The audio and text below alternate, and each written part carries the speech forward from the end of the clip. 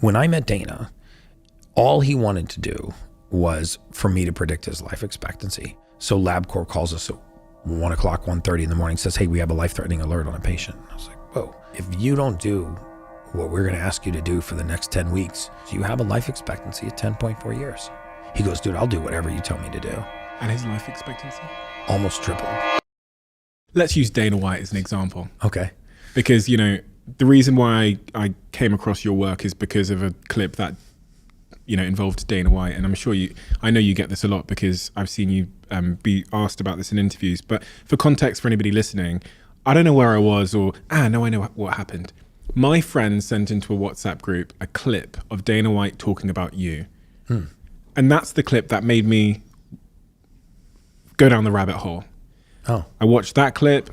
I then did some research. I then watched a series of videos of you online talking about health, and I watched you asking audience members to stand up and name the health issue they were suffering, and you on the spot told them what was missing from their life, their diet, whatever it might have been. You kind of diagnosed them in a way of, and then I reached out to you on Instagram, and that's why you're here. But if we go back to the start of that, it was that story that Dana White told that had me so compelled to reach out to you. For anybody that doesn't know, and there will be some people that don't know, Dana White is the president of the UFC, which is the big fighting tournament where everybody kicks each other's heads in. So what's your take on the Dana White story?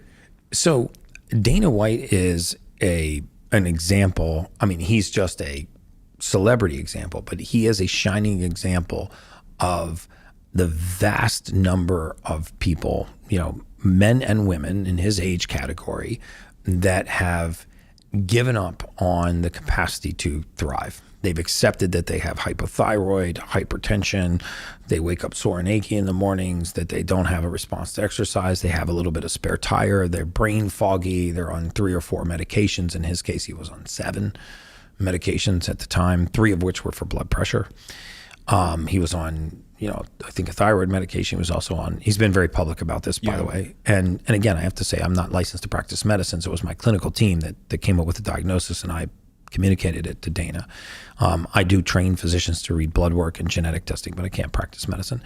But the point is that when I met Dana, all he wanted to do was for me to predict his life expectancy. And I hadn't done that in almost 7 years. I left that industry for a reason. I don't do it anymore. The test that I do does not predict life expectancy. The genetic test and the blood work that I do will not tell you how long you're going to live. I have no interest in predicting death anymore. I only have an interest in extending life. And, you know, when Dana was only interested in me predicting his death, so I said, okay, for Dana White, I'll come out, I'll meet with you. I'll do a blood test on you, a gene test on you. I'll pull all your medical records and I'll give you your life expectancy. But what I did was we went out and got his blood work and his gene test. And I was actually in bed at 1:30 in the morning when the lab was running his blood work. And I've had 7 life-threatening alert calls in the middle of the night, because when you drop blood work off at the lab runs it through the night. If they find a life-threatening alert, they call the account holder, right? So I owned the company, I was on the account. So LabCorp calls us at 1 o'clock, 1:30 in the morning, says, hey, we have a life-threatening alert on a patient. I was like, whoa, what's the patient's name? They said, last name's White. I said, Dana White? And they said, yeah. And I go, wow, what's the life-threatening alert? And they said, triglycerides are almost 800. Now, triglycerides is a measure of blood fat. Okay, it shouldn't be above 149. At 200 or 300, this is a cataclysmic level in the blood, especially in a fasted state. Okay, we pulled his blood in a fasted state. They weren't 400, they weren't 500, they weren't 600, they weren't 700, they were like 768. So they were, I mean, this is an enormous number. And so I said, okay, I need to get the blood work over to the, to the doctor. And when they sent the blood work into the portal, I then saw that he was insulin resistant. He was hyperinsulinemic. He was pre-diabetic.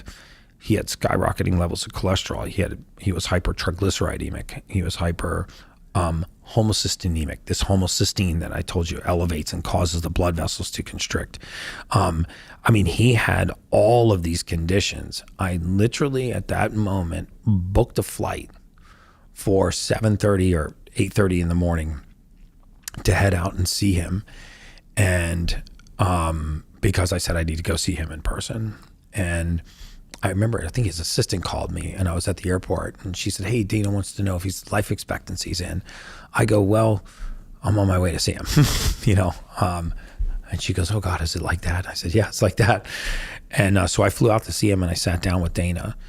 And when we talked about the blood work, I didn't even explain the levels. I explained the symptom. I did not know that he was on a CPAP machine, but I said, I am surprised that you can actually sleep through the night, because he was so hypoxic, red blood cell count, hemoglobin levels.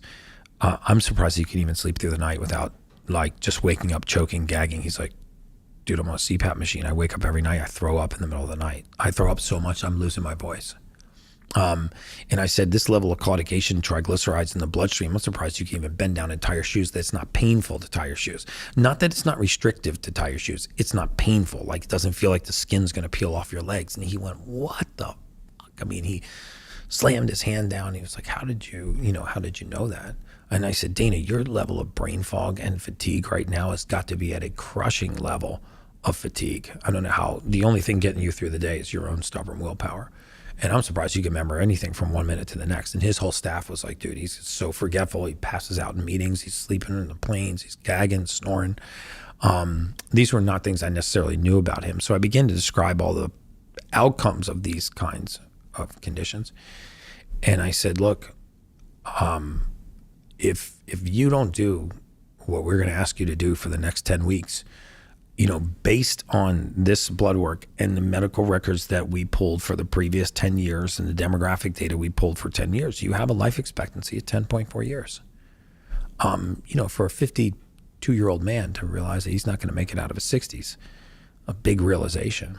And he flicked a switch, a level of discipline that, you know, I haven't seen in a patient in a long time. He goes, dude, I'll do whatever you tell me to do.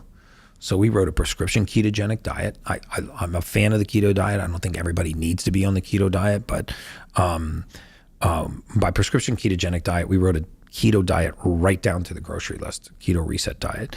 And I said, if it's not on here, you can't eat it, Dana. This is your grocery list. You go to the store, you buy this, you send your chef to the store to buy this, you make this. If it's not this recipe, if it's not on here, you literally can't eat it. Your only leeway is water and the supplements.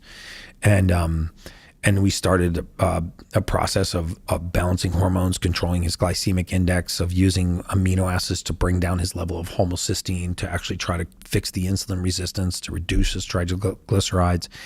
And in 10 weeks, he had such a material change in his blood work. I forget how much weight he had lost. I think he had lost almost 28 or 30 pounds at the time. Yeah.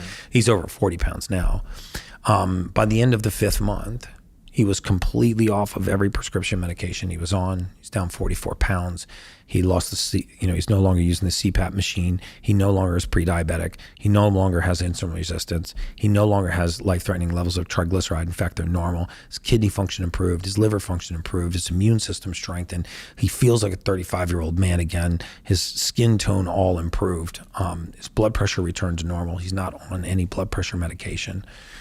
So his blood pressure returned to normal, and he was like, dude, I had no idea I could feel this good. I feel freaking amazing. And his life expectancy?